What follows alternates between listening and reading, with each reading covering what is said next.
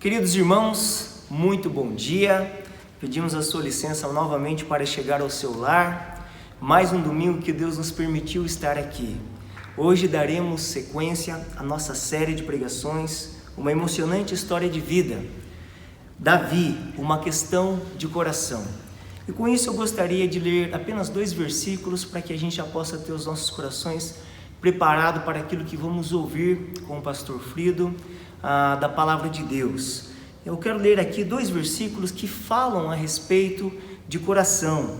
1 Samuel, capítulo 16, versículo 7, já parte também do trecho onde nós seremos ministrados, diz assim: Porém o Senhor disse a Samuel: Não atentes para a sua aparência, nem para a sua altura, porque o rejeitei.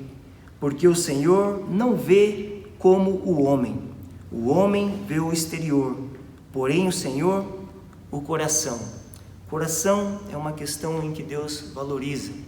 Coração é onde estão o centro das nossas emoções, mas coração também diz muito a respeito de onde está a nossa esperança. E questões de coração definem aquilo que nós seremos e também muitas vezes as nossas decisões. Jesus também falou sobre o coração e esse contraste sobre a aparência e a sua essência. Mateus 23, versículos 27 e 28, Jesus nos ensina: Ai de vocês, mestres da lei e fariseus, hipócritas, vocês são como sepulcros caiados, bonitos por fora, mas por dentro estão cheios de ossos e de todo tipo de imundície. Assim são vocês. Por fora parecem justos ao povo, mas por dentro estão cheios de hipocrisia e de maldade. Queridos, nosso Deus é o único que pode, de fato, fazer um raio-x da nossa vida e ver como estamos por dentro. E a pergunta nesta manhã: como anda o seu coração? É sobre isso que seremos confrontados hoje. Então eu peço que Deus o abençoe e nós queremos agora orar para poder então entregar este culto ao nosso Deus. Pai do céu, eterno Deus, nós colocamos diante de Ti todas as pessoas que estão assistindo este culto neste momento. Que o Senhor as abençoe, Deus. Que a Tua palavra ministrada, a Tua palavra também cantada, possa chegar ao coração e que traga pastoreio para nós, ó Deus. Que traga essência, que traga vida a partir do nosso coração. Assim nós oramos, ó Deus, por este culto. Em o nome de Cristo Jesus. Amém. Eu também quero aproveitar, queridos, hoje é um dia de celebração da ceia do Senhor. Então ainda há tempo, talvez se você ainda não se preparou, vai lá, separe aí um suco de uva, um pão, faça do seu jeito, chame a sua família, aqueles que estão perto para celebrarmos a ceia do Senhor. Então, se ainda não o preparou, faça-o agora, dá uma pausa aí, faça-o agora e assim logo mais celebraremos a ceia do Senhor. E agora teremos um momento de culto através da adoração pelo louvor. Eu quero passar agora a palavra ao nosso irmão Udo, que Deus o abençoe nesta condução, querido. Bom dia, igreja. A gente na vida, a gente tem sonhos, a gente planeja, né? E é muito melhor quando esses planos são alinhados com os planos de Deus. Então, o que fazer? Vamos pedir para que Deus reine em nosso ser, para que a gente entenda a vontade de Deus e que os nossos planos sejam os planos do Senhor. Vamos nos alinhar. Vamos cantar Reina em mim?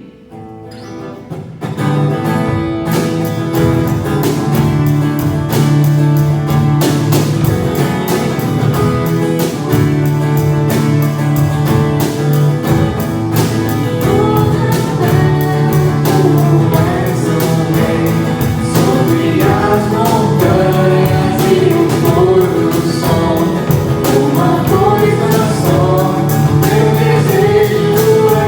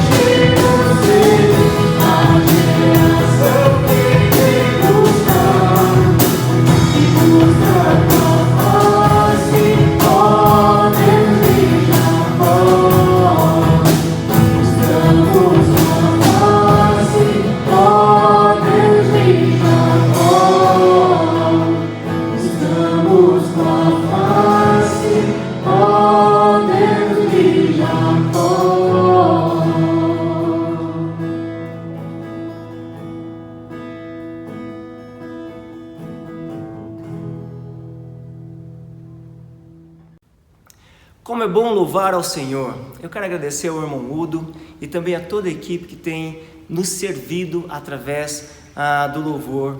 E eu quero agora passar a palavra para o nosso pastor Frido, que então fará a pregação desta manhã. Deus os abençoe, nos vemos logo mais.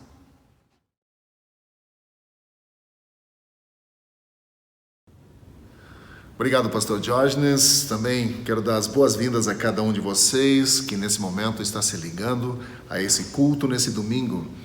E na nossa continuidade que daremos em nosso estudo desse personagem tão interessante, que é o personagem de Davi, nessa manhã nós chegamos ao capítulo 16 de 1 Samuel. E aqui nós vamos olhar justamente o personagem Samuel no seu relacionamento com Davi no início. Interessante que, como eu disse no domingo passado, a história de Davi, na verdade, é a história de Deus. É Deus que está no palco da vida. E Davi, a vida de Davi é apenas uma parte daquilo do que Deus está fazendo sobre a terra. E nessa manhã nós queremos olhar sobre o personagem Samuel em seu relacionamento com Davi. E para isso nós vamos olhar o capítulo 16 de 1 Samuel. Existem duas abordagens na vida quando nós falamos sobre como nós enxergamos a vida. A primeira abordagem é a externa. A externa é tudo aquilo que você pode enxergar, aquilo que você pode tocar, aquilo que você pode experimentar. Então, essa abordagem externa, ela se reduz basicamente naquilo que você tem. Em 2016 foi o último ano em que foi feita essa pesquisa, um censo realizado no Brasil pela Sociedade Brasileira de Cirurgia Plástica apontou que nós tivemos mais de 1.400.000 cirurgias plásticas realizadas só no ano de 2016, anualmente. Esse é um número assustador e alto. Desses 1.400.000 intervenções cirúrgicas plásticas reparadoras, 6,6% foram direcionados ao público adolescente e jovem. Isso representa mais de 90.000 cirurgias plásticas. Isso é significativo porque o Brasil lidera o ranking das cirurgias plásticas para o público jovem. E é interessante que isso também revela algo muito típico do ser humano. Nós somos estamos extremamente preocupados com o nosso exterior. Isso comunica algo sobre o ser humano. Portanto, essa abordagem exterior, ela nos revela de que nós nos importamos muito com o que nós vemos. O problema com essa abordagem é que ela carrega sobre nós um tempo muito grande com a qual nós nos preocupamos com a nossa aparência e com o que nós temos. Portanto, se resume a pilha de coisas que você tem no seu armário ou o carro que você dirige. E essa abordagem fala e reflete exatamente isso, a abordagem do exterior. A segunda abordagem é a abordagem interna. E ela nos diz que o que mais importa, as coisas mais importantes da vida, são aquelas que nós não conseguimos enxergar. Ela é um apelo ao nosso interior. E aqui nesse texto de hoje nós vamos ver que todos nós somos seduzidos pelo que nós vemos. Por mais que nós estejamos comprometidos com a causa de Deus, por mais que nós estejamos comprometidos também com aquilo que Deus enxerga, todos nós estamos suscetíveis a sermos seduzidos pelas coisas que enxergamos. E quero dizer, irmãos, que o mundo material não é em si maligno. O mundo material em si não é ruim.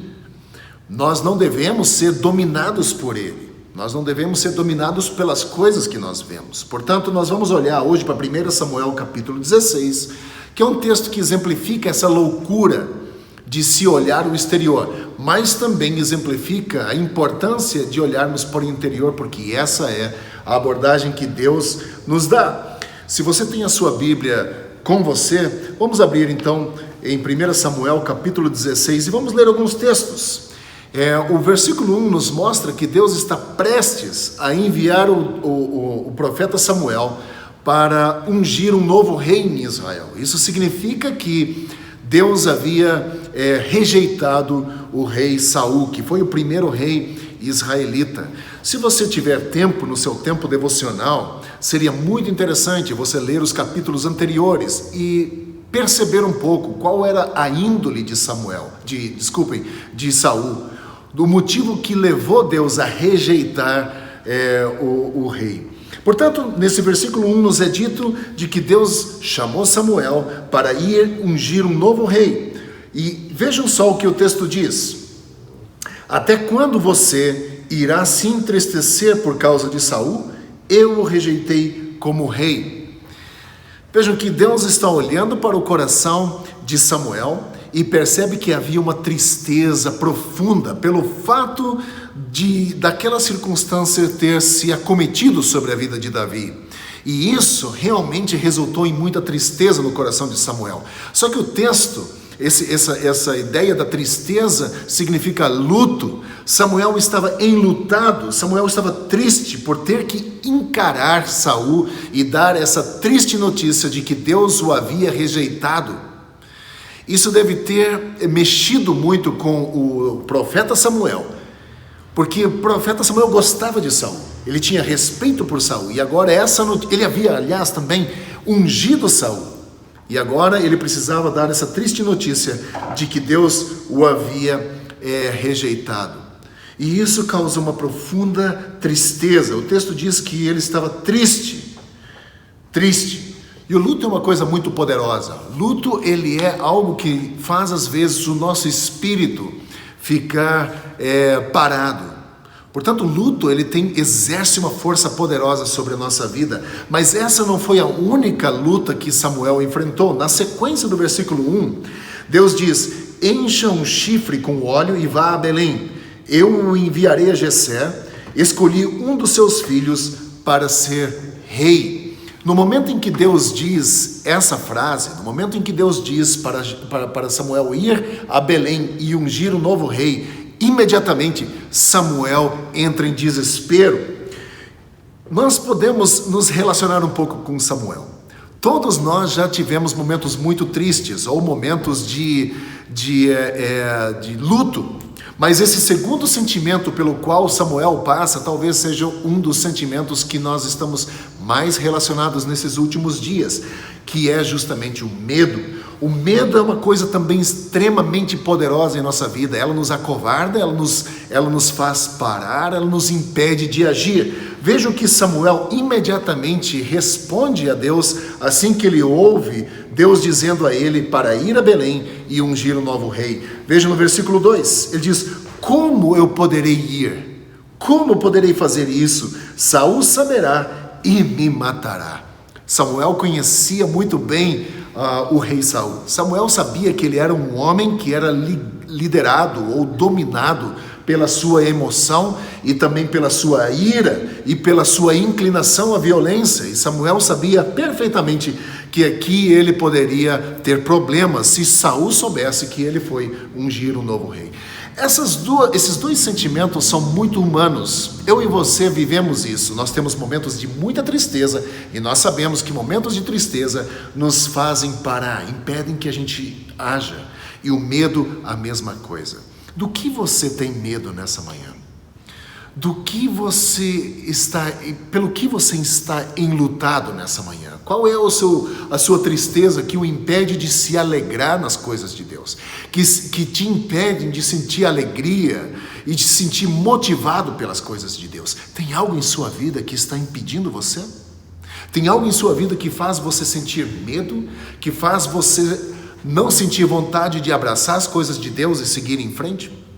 Essa é a primeira coisa. Medo e luto ou tristeza podem impedir-nos de agir, pode nos impedir de fazer as coisas que Deus gostaria que nós fizéssemos. Esse é o profeta Samuel. Esse pedido de Deus nos abre uma janela para o coração do homem Samuel e mostra que, apesar da sua grande espiritualidade, ele também estava suscetível a sentimentos tão humanos.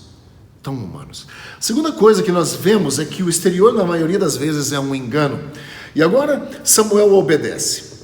Apesar das circunstâncias, apesar do medo, apesar da tristeza, Samuel obedece. e ele vai em direção a Belém. E quando Samuel está indo em direção a Belém, os líderes de Belém, ao perceberem que Samuel estava chegando, eles saem em desespero e vão em direção a Samuel para encontrá-lo ainda no caminho. Por que isso? O povo de Belém sabia que Samuel era um homem de Deus, um profeta que falava da parte de Deus. Para se certificar de que o profeta Samuel não estava vindo proferir uma maldição ou palavras difíceis de condenação sobre a cidade de Belém, eles saem correndo em direção ao profeta Samuel e pedem se Samuel vem em paz. E nisso Samuel responde: sim, venho em paz. Você pode ver isso no versículo 5, quando Samuel responde: sim, venho em paz.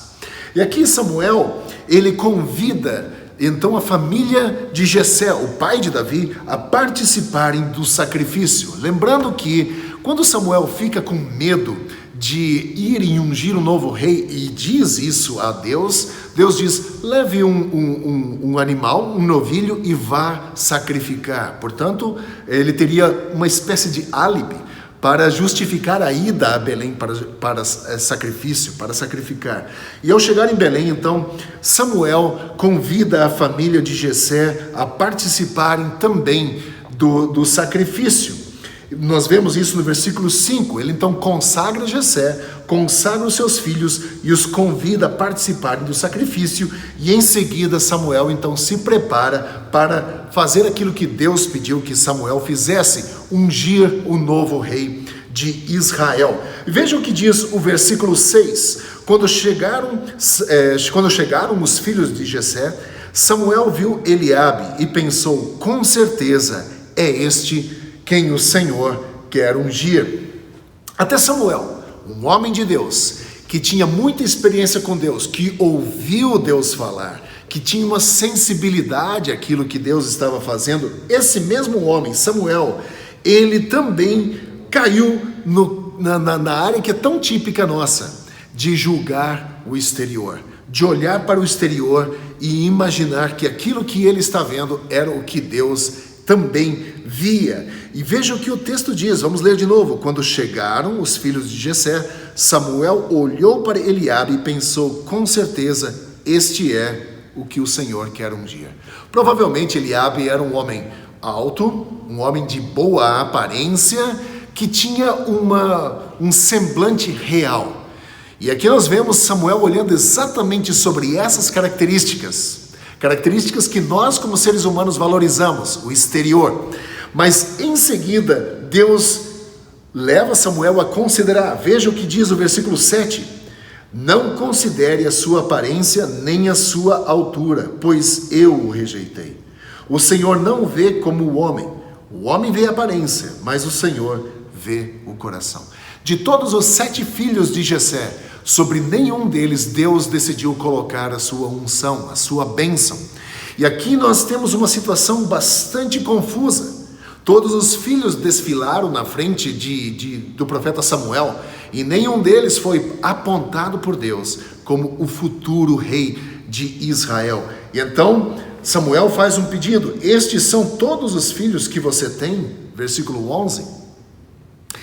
Jessé lembra de que o mais novo está cuidando das ovelhas. Ele nem havia sido considerado, muito menos convidado a participar desse momento de interação, desse momento de sacrifício. Davi não havia sido convidado. Portanto, essa coisa incrível acontece. Um outro filho que não foi considerado existe. E vejam o que Jessé diz na segunda parte do versículo 11. Ainda tem o caçula, mas ele está cuidando das ovelhas.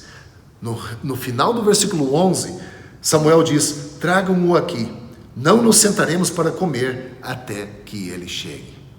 Finalmente eles mandam alguém buscar ou chamar o pequeno pastor Davi. E quando Davi finalmente chega, o Senhor diz a Samuel, versículo 12: é este, levante-se e unja-o. Samuel então pega o chifre de óleo com azeite e unge-o no meio dos seus irmãos, e o Espírito do Senhor, diz o texto, apoderou-se de Davi. esse espírito o capacitaria a fazer o que Deus estava chamando Davi para fazer. Esse é um momento incrivelmente significativo no texto, extremamente significativo no Antigo Testamento, porque é dessa linhagem, da linhagem deste homem, da linhagem de Davi, que viria o Messias, o Senhor Jesus. Que texto fenomenal temos diante de nós. E esse texto fenomenal diante de nós nos mostra que o que conta, no fim das contas, não é a aparência, mas é o coração. E aqui eu quero voltar um pouco nos versículos 6 e 7, porque é muito importante que a gente entenda o significado do que Deus está dizendo nesses textos. Facilmente nós passamos rápido demais nos textos bíblicos e não dedicamos tempo suficiente para entender o que Deus quer dizer. Eu vou ler de novo os versículos 6 e 7. Quando chegaram, Samuel viu Eliabe e pensou, com certeza, este aqui é o que o Senhor quer ungir. O Senhor, contudo, disse a Samuel, não considere a sua aparência nem a sua altura, pois eu o rejeitei. O Senhor não vê como o homem vê a aparência, mas o Senhor vê o coração.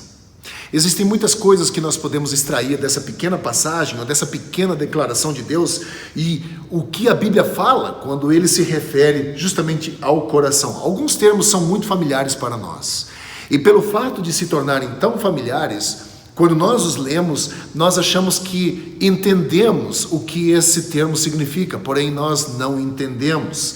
E a Bíblia, quando fala sobre um ser humano, ele geralmente divide o ser humano em duas partes, o homem interior e o homem exterior. O homem exterior é isso que nós podemos ver, o nosso físico, e o homem interior é o seu espírito. E a Bíblia usa muitos termos para o homem interior. Ele usa muitos termos como, por exemplo, mente, emoção, espírito, alma, vontade. Todos esses termos podem ser resumidos em coração.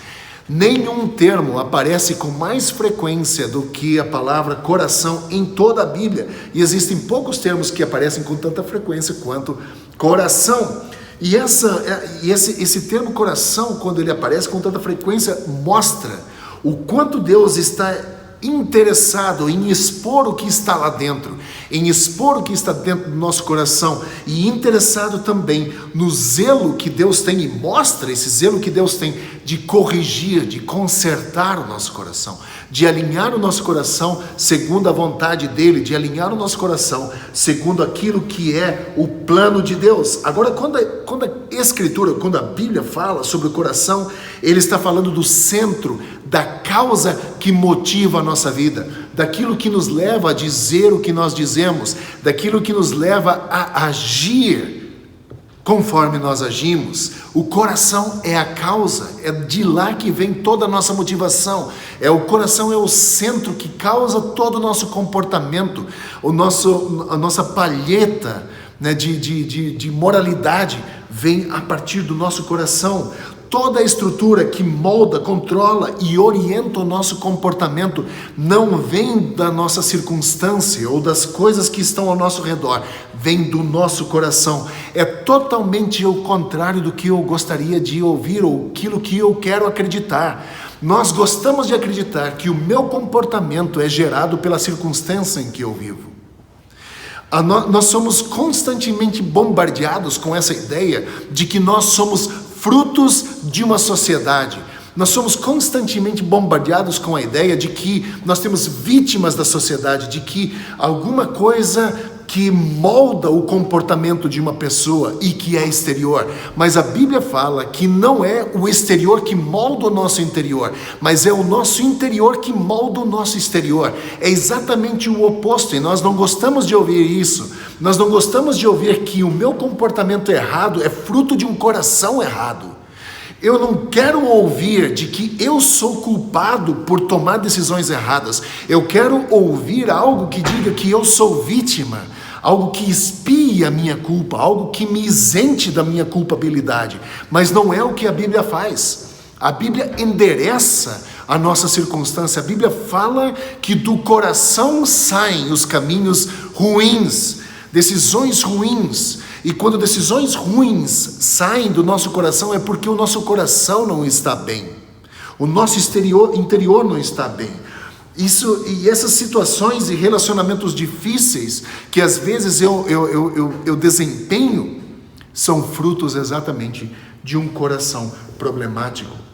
A Bíblia diria que o nosso comportamento é o resultado da maneira como os nossos corações reagem com as circunstâncias à nossa volta. É isso que a Bíblia fala. É como o meu coração reage com as circunstâncias à minha volta. Deus vê toda a interpretação. Deus vê toda a motivação. Deus vê todo o desejo, todo o anseio, todo o sonho, todo o plano que existe em nosso coração.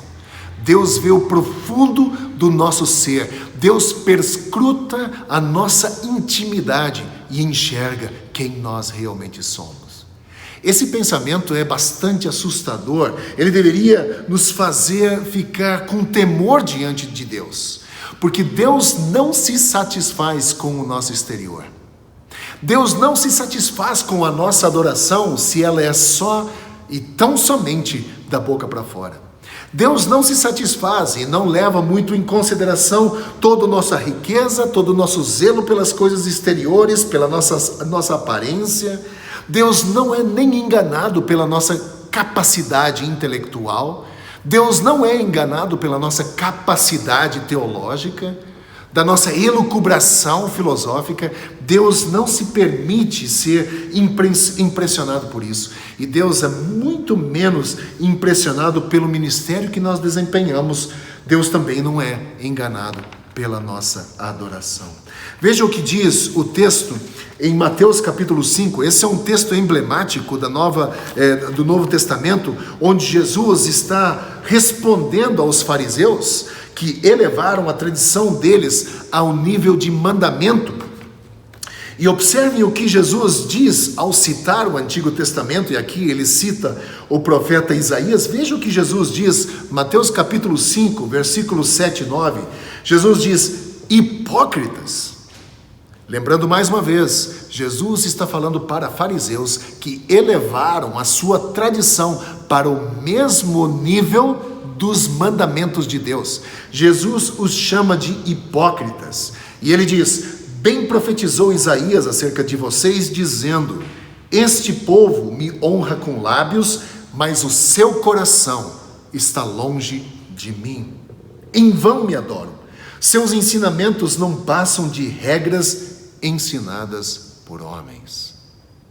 Veja que sério isso que Jesus está dizendo assim, né? De que a honra, o louvor é apenas com os lábios, não tem nada de coração.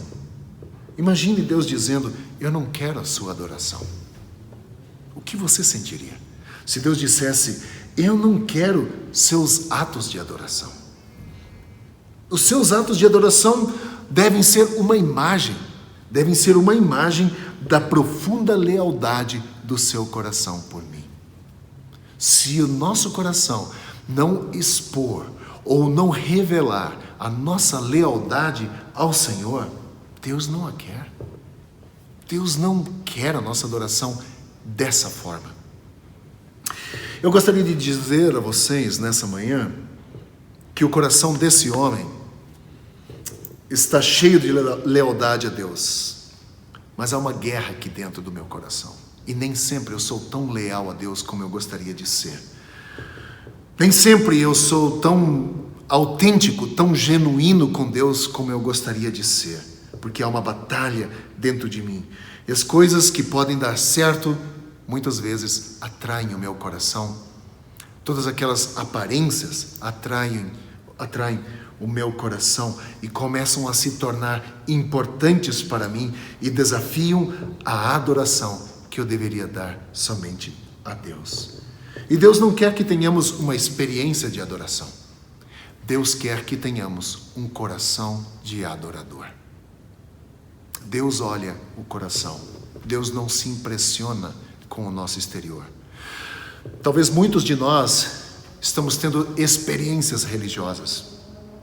Talvez muitos de nós temos passado por anos a fio como membros de uma igreja, mas somos apenas ou apenas se reduzem em uma experiência religiosa. Nós não somos talvez verdadeiros discípulos e verdadeiros adoradores. O que nós podemos fazer com um texto como esse nessa manhã? Esse desafio onde Deus diz: o Senhor disse a Samuel, não considere a aparência, o exterior, nem a altura, pois eu o rejeitei. O Senhor não vê como o homem vê a aparência, mas o Senhor vê o coração. O que nós podemos aprender com tudo isso? Olhando para Ezequiel capítulo 14, algumas autoridades de Israel vieram diante de Deus para fazer algumas perguntas a Deus, e Deus aponta a existência de ídolos no coração do povo israelita. E a resposta que Deus dá, ela é extremamente poderosa. É como se Deus se levantasse no meio da assembleia, no meio daquela reunião onde os israelitas estavam, e dissesse, versículo 5 de Ezequiel 14, ele diz: eu farei tudo isso para reconquistar o coração da nação de Israel. Quando Deus diz isso, e eu já disse isso algumas semanas atrás, nós não apenas louvamos a bondade do Senhor por aquilo que Ele nos dá, mas nós também louvamos a bondade do Senhor quando Ele permite coisas virem sobre nossa vida. E no caso de Israel, em Ezequiel capítulo 14, Deus estava permitindo vir momentos difíceis para corrigir, consertar o coração do povo israelita. E Ele diz: isto farei para reconquistar o coração da nação de Israel. Deus está comprometido com essa missão de resgatar o nosso coração, de transformar o nosso coração, de fazer de nós não apenas uma experiência religiosa, uma experiência de adoração, mas de transformar-nos de pessoas assim, superficiais, em pessoas que são discípulos do Senhor, com o coração devotado ao Senhor, que amam as coisas que o Senhor ama e que desejam as coisas que o Senhor deseja. E Deus diz: isto farei para reconquistar o coração de Israel. E Deus está ainda comprometido com essa mesma causa. Deus fará coisas para reconquistar o nosso coração, se Deus ainda não tiver o nosso coração. Talvez essa manhã você ainda não tenha entregado o seu coração, a sua vida, a sua mente, aquilo que norteia o teu comportamento, aquilo que norteia o seu modo de vida ao Senhor. Se você não fez isso ainda, Deus ainda está trabalhando na sua vida para reconquistar o seu coração, para transformar o seu coração. E uma vez que nós entregamos a nossa vida ao Senhor, começa um momento onde Deus também trabalha na modificação, na santificação, na nossa escala de valores. O trabalho de Deus é constante, e aqui está justamente a nossa luta. Não há problema em querer o respeito das pessoas. Nós só não devemos viver dominado por esse desejo. Não tem problema nenhum você querer conforto nessa vida. Você não deve viver refém desse desejo, ser dominado por esse desejo. Não tem problema nenhum desejar ter sucesso na vida. Você não deve ser dominado por esse desejo de ser sucesso, de ter sucesso nessa vida. Não tem problema nenhum você ser atraído pela beleza. Você não deve viver refém desse sentimento de desejar constantemente ser dominado, de ser atraído pela beleza. Há uma guerra em nosso coração. Há uma batalha que acontece em nosso coração. E Deus conhece todos os nossos pensamentos. Deus conhece todas as nossas motivações. E Deus conhece tudo o que há dentro do nosso coração. Deus se contentará com nada menos do que possuir o nosso coração. Mas esse Deus que faz essa exigência é a única esperança para o nosso coração. Porque nesse Deus existe perdão, nesse Deus existe vida e nesse Deus há esperança. E por isso nós precisamos, na nossa rotina do dia a dia, perceber ou reconhecer quem de fato é o dono do nosso coração. Eu gostaria de desafiar você nesse dia a ler e reler esse texto de 1 Samuel capítulo 16. É um texto onde nós vemos um homem como Samuel lidando com questões extremamente humanas, primeiro com medo e luto, que Deus precisa chamar a atenção do profeta, dizer: até quando você irá se entristecer por causa de Saul? Veja o que eu vou fazer. E Deus chama Samuel a dizer: ok, o tempo de luto passou, agora é momento de seguir. Em seguida vem o sentimento de medo, tanto luto quanto medo, e nós podemos nos relacionar muito bem. Mas logo em seguida vem o foco no exterior. O profeta Samuel olha o exterior de Eliabe e conclui de que aquilo que ele vê é o que Deus também vê. E Deus se apressa em corrigir a visão do profeta, dizendo: Samuel, você enxerga como um homem, mas eu não. Eu vejo o coração, eu olho o que está lá no fundo. E eu quero concluir essa manhã, encorajar você a estudar esse texto. Reflita nesse texto durante essa semana. Pense, daqui a pouco nós vamos ter nossa participação na ceia do Senhor. Lembrem-se quem nós somos. O meu comportamento, minhas atitudes, as coisas que eu digo, as coisas que eu faço, são frutos que são produzidos no meu coração. Você não pode justificar nem culpar os outros pelo teu comportamento. Tão somente você é responsável pelas suas escolhas, pelas suas atitudes. Portanto, essa manhã, ao participar da ceia, faça uma análise profunda, honesta e sincera do seu coração. Onde está Deus em tudo isso? Onde está o Senhor da sua vida em tudo isso? Onde está aquele a quem você chama Senhor e Salvador? No centro do seu coração? Ou ele está num canto, onde você eventualmente o aciona quando você precisa dele? Gostaria de orar nesse momento, antes de passarmos para a ceia. Gostaria de orar e de reafirmar mais uma vez, nesse dia, para que você realmente olhasse para esses textos que nós estamos estudando sobre a vida de Davi. É uma questão de coração. E nós precisamos aprender com esse personagem. Vamos orar juntos. Senhor, que coisa significativa entender que você nos criou com corações que devem pertencer a você. Porém, o pecado nos leva a dar o nosso coração a outras coisas. E apesar do Senhor ser um Deus de graça, misericordioso e bondoso, muitas vezes eu opto em não render graças e adoração ao Senhor. Mas louvamos ao Senhor porque o Senhor também providenciou um caminho para que nós possamos ser perdoados. E esse caminho nos trouxe uma mudança radical e pessoal, tornando possível que os nossos corações se renovassem e mais uma vez encontrassem nossa mais profunda e completa alegria em amá-lo, em servi-lo e em adorá-lo. E Senhor, eu oro para que os nossos corações nesse dia, a partir desse dia, sejam transformados pelo Teu Espírito. Eu oro isso no poderoso nome de Jesus. Amém. Amém.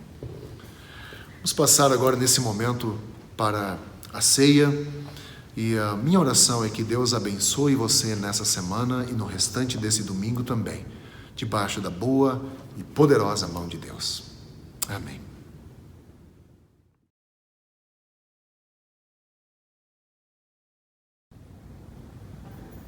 Queridos, então, esse é o nosso momento dos dízimos, das ofertas.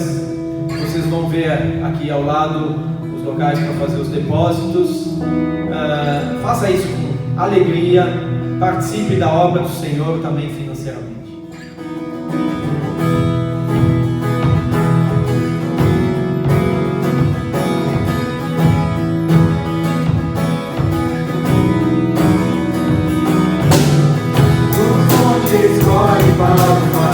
Eu sei o dia por mim, eu alinhei meu coração, deixando a tua força.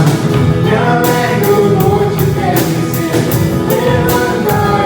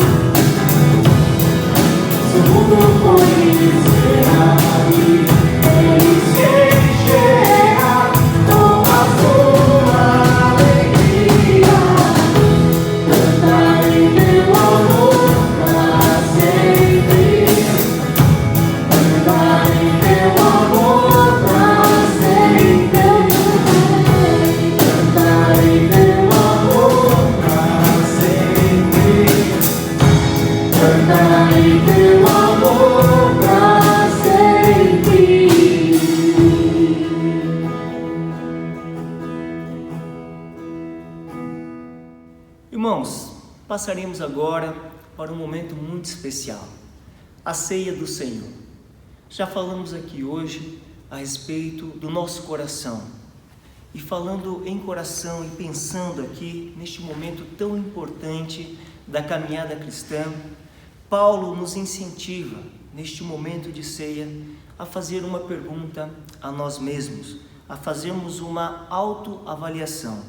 1 Coríntios, capítulo 11, versículo 28, nos ensina: examine-se, pois, o homem a si mesmo, e assim coma do pão e beba do cálice. Somos chamados a uma avaliação pessoal. Esta é uma avaliação que você, homem, você, mulher, você, jovem, faz de si mesmo sozinho.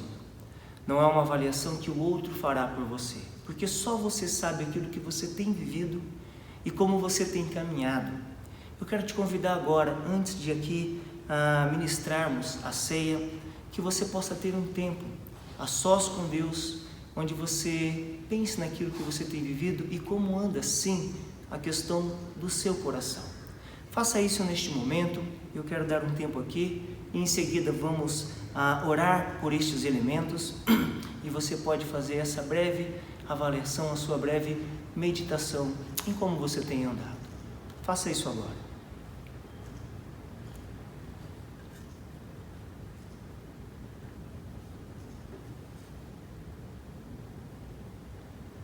Enquanto você está pensando aí em como está a sua vida, como você tem caminhado e se preparando para este momento tão importante da vida cristã, nós queremos também orar por estes elementos, para assim eu aqui ministrando a ceia e você aí no seu lar, podendo participar talvez sozinho ou quem sabe com a sua família, mas nós vamos agora orar a Deus, entregando estes elementos a Ele, consagrando este momento a Ele. E sim, também é um momento onde você pode orar, confessando os seus pecados. A palavra nos ensina que aquele que confessa pode confiar num Deus que é fiel e justo para nos perdoar e nos purificar de toda a injustiça. Oremos. Senhor, entregamos diante de Ti, Pai, este momento. Mas Deus, estes elementos postos aqui, Deus, tem um significado todo especial. Nós lembramos hoje daquilo que o Senhor fez na cruz por nós. O seu corpo que sofreu no madeiro, o seu sangue vertido na cruz. Tudo isso, ó Pai, nos possibilitou a amizade refeita contigo, ó Pai, através da pessoa de Jesus Cristo. Nós então consagramos a Ti, ó Pai, estes elementos e Deus, este momento que estamos fazendo. Mas, Pai, nós não nos esquecemos aqui desta orientação recebida da Tua Palavra. Falando nesta série sobre o nosso coração, nada mais oportuno do que também avaliarmos, ó Pai, antes deste momento tão importante que é a Sua ceia, examinar como nós estamos. Ó Deus, tenha misericórdia de nós. Perdoa as nossas falhas. Pai, ajude aqueles que estão se lembrando agora de questões que precisam ser acertadas, ó Pai, diante de Ti. E que não deixem, ó Pai, de participar deste momento, mas, Pai, que decidam, ó Deus, a ter uma novidade de vida, a sair da vida de pecado, a poder acertar as questões contigo. E assim, ó Pai, ter a leveza, ó Pai, e a alegria de poder participar deste momento tão especial de comunhão no corpo de Cristo, que é a celebração da ceia. Pai, colocamos cada vida diante do Senhor, em nome de Jesus. Amém.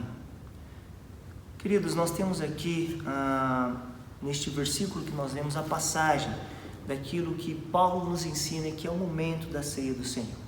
Ele vai nos explicar aqui que este ensino foi algo que ele recebeu, e assim também agora ele está ministrando aos irmãos, ensinando aquilo que deve seguir adiante. E é por isso que nós celebramos a ceia. Quem é que pode celebrar a ceia do Senhor? Aquelas pessoas que têm buscado viver uma vida de integridade a Deus. As pessoas que têm buscado viver uma vida que honre ao nome de Deus. E aqueles que já um dia entregaram a sua vida a Jesus Cristo, reconhecendo a Ele como seu único e suficiente Salvador pessoal. São estas pessoas que estão convidadas a celebrar a ceia do nosso Senhor. Então agora que a gente já orou por estes elementos, e agora você pode pegar aí o pão na sua casa. Talvez se você esteja com alguém, com a sua família, e você se sinta à vontade em fazer isso, troque o pão com alguém, abençoe e abraça a pessoa da sua família, para que a gente possa então celebrarmos juntos, mesmo distante, este momento tão oportuno. Então nós já oramos, então você pode agora tomar o pão e coma do pão.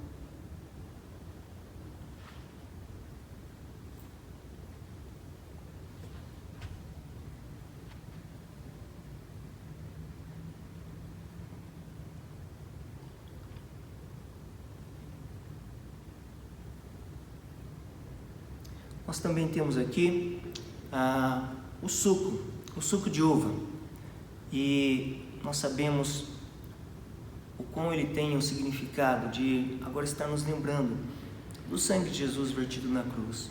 Tome também aí o seu cálice, copo, a maneira como você preparou, e agora nós vamos tomar juntos, em comunhão também, do cálice, lembrando o sangue de Jesus. Tomemos.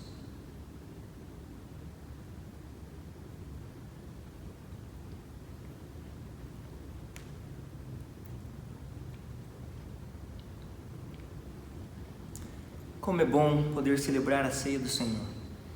Que isto possa ser uma obediência que não nos traga peso, porque se tem trazido peso, talvez seja um momento onde você precisa avaliar. Mas este momento, sim, é um momento de contrição, de rendermos os nossos corações ao nosso Deus, mas também é um momento de alegria. Não há mais julgo, não há mais condenação. E é por isso que celebramos a ceia do Senhor, felizes e alegres por a nova aliança, por aquilo que Ele fez, por aquilo que o nosso Salvador conquistou na cruz. Louvado seja o nosso Deus. Irmãos, mesmo à distância, fazemos isso. E nós queremos agora também encerrar este dia, este culto tão gostoso. Mesmo feito à distância, nós louvamos a Deus, porque a gente está juntos em espírito, juntos em comunhão. Então agora, una-se aí ao seu parente, ao seu familiar, ou continue unido já após ter celebrado a ceia. E nós queremos agora encerrar com a bênção final. Quero orar por você, quero orar pela sua família, quero orar pela sua semana, pedindo que a graça do Senhor Jesus, o amor dele esteja estendido sobre você, sobre a sua família. Feche seus olhos mais uma vez, vamos então encerrar este culto agradecendo e orando a Deus. Pai querido, nós te louvamos pela ceia ministrada, pelo louvor que cantamos aqui, pela palavra recebida, por este tempo tão oportuno e especial, Deus. Senhor, abençoa a vida dos meus irmãos. Pai, traga paz aos corações que talvez estejam preocupados por aquilo que virá na segunda-feira, por aquilo que terão que resolver ao longo desta semana. Traga paz por aqueles, Pai, que porventura já estão com a sua saúde debilitada. Deus, cuida de cada um. Conceda ao teu povo, Deus, uma semana de alegria, de conquistas, Pai, porque o Senhor é a nossa rocha eterna, é em quem confiamos. Pai, entregamos este culto a Ti, todo merecedor de honra e glória, em nome de Jesus. Amém. Querido irmão, querida irmã, Deus os abençoe. Muito obrigado por mais uma vez nos acompanhar aqui no nosso culto online. Até o próximo domingo. Deus abençoe.